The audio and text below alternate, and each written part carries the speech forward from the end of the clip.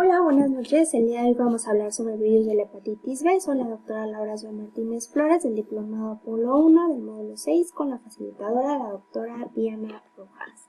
Vamos a comenzar por la primera diapositiva.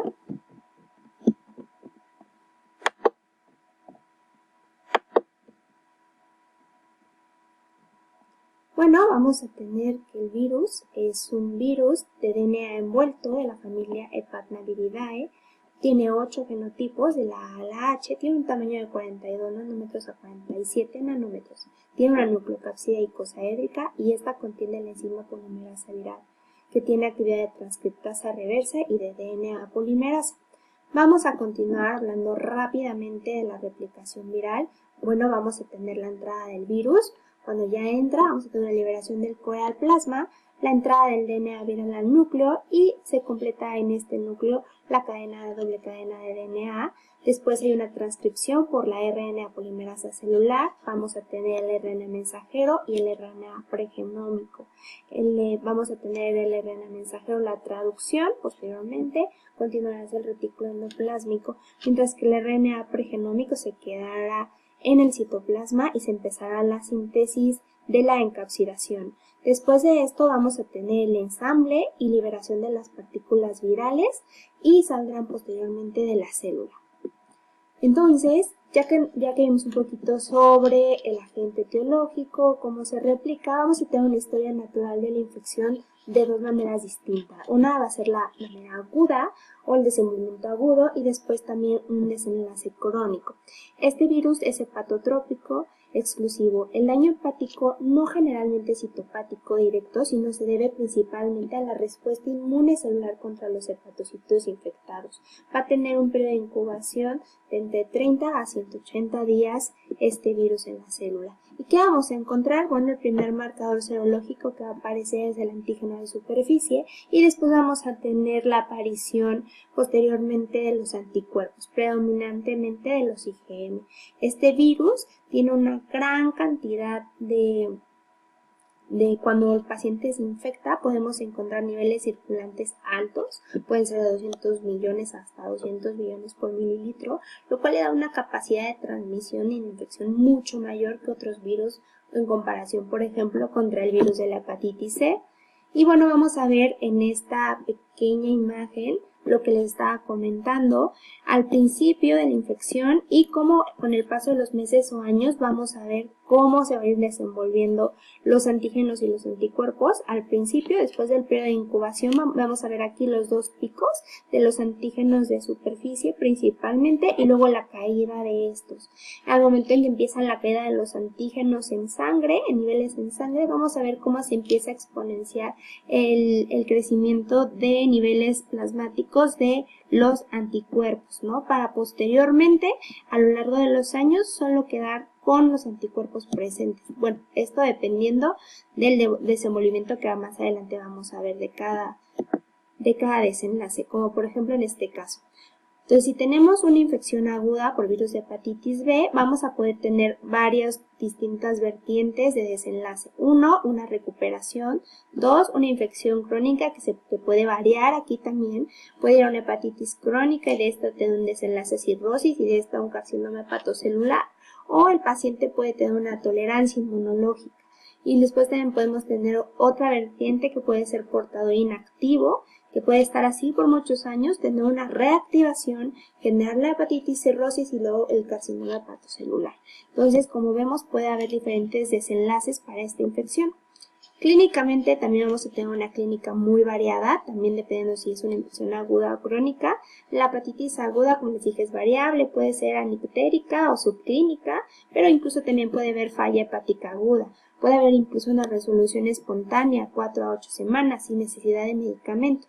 La incubación, como ya habíamos platicado, de 30 a 180 días. Podemos tener un malestar general, anorexia, incluso dolor abdominal, mialgias, artralgias, faringitis, tos, coriza, y todo esto puede presentarse 1 a 2 semanas antes de la fase de ictericia.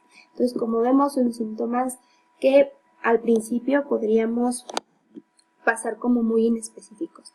La hepatitis crónica y el desenlace de cirrosis hepática, como les había dicho principalmente al principio, los pacientes pueden incluso referirse a sintomáticos, son síntomas inespecíficos, pero vamos a empezar a ver aquí con mayor frecuencia la elevación de las transaminasas, generando cirrosis o la aparición de ictericia.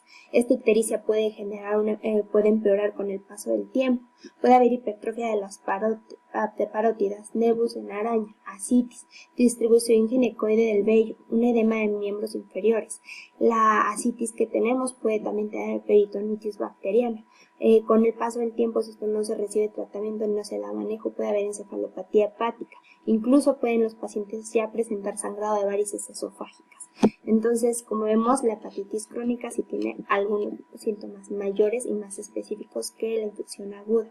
Sin embargo, la hepatitis crónica puede generar ciertas complicaciones, como en este caso la trombocitopenia en casos de leucopenia, la prolongación de los tiempos de coagulación, una hipoalbuminemia, un aumento obviamente precisamente del aumento de las bilirrubinas totales, ocasionalmente disfunción renal, un síndrome hepatorrenal también se puede acompañar, principalmente también vamos a tener trastornos hidroelectrolíticos. Entonces, ¿qué tenemos que tener cuidado con esto? Bueno, se hace un diagnóstico principalmente precoz, ¿no? Para poder atacar el virus y evitar que generen estas complicaciones o que evolucione a una hepatitis crónica. Entonces, el diagnóstico en este caso, creo que por el tiempo solo voy a poner el diagnóstico serológico, que es importante para que podamos hacer la determinación en qué fase o no está el paciente. Entonces, si es un paciente negativo a todo, anticuerpos y antígenos, es un paciente que es susceptible. ¿Qué quiere decir? Que el paciente no está en contacto con el virus. Pero, por ejemplo, si el antígeno de superficie está negativo, pero tenemos anticuerpos, es una inmunidad por infección natural con el virus, ¿sale? Entonces, también podemos tener antígeno de superficie negativo, anticuerpos contra core negativo, pero anticuerpos contra superficie positivos es una inmunidad por vacunación contra el virus de la hepatitis B. ¿Cómo sabemos si tiene una infección aguda? Bueno, vamos a tener antígenos de superficie positivos, anticuerpos contra core positivos, anticuerpos IgM positivos y bueno, los antisuperficie en ese caso van a estar negativos. Entonces aquí tendremos una infección aguda. En el caso de las infecciones crónicas vamos a tener antígenos de superficie positivo, anticuerpos positivos y en la mayor parte del tiempo vamos a tener IgM negativos en la infección crónica. ¿Y qué pasa, por ejemplo, si tenemos antígeno de superficie negativo, pero tenemos anticuerpos contra core positivo y anticuerpos contra superficie negativo? Bueno, aquí tenemos 4 posibilidades. Puede haber una infección resuelta, que es la más común, un falso positivo, por lo tanto solamente es un paciente susceptible, o podemos tener viremias de bajo nivel de infecciones crónicas, o incluso puede estar el paciente en proceso de mejoría de la infección aguda. Entonces, como vemos, tenemos que empezar a ver y medir qué anticuerpos están positivos o qué antígenos están positivos en las pruebas serológicas para poder determinar en qué estado se encuentra el paciente.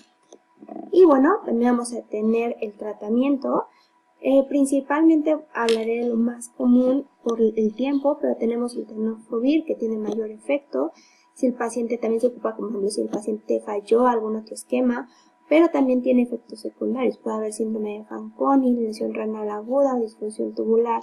También tenemos la emtricitabina con una supresión viral del 53%, la lamivudina con una supresión viral del 40 al 80%, el interferón también, si lo tenemos, con una tasa de supresión viral del 32%.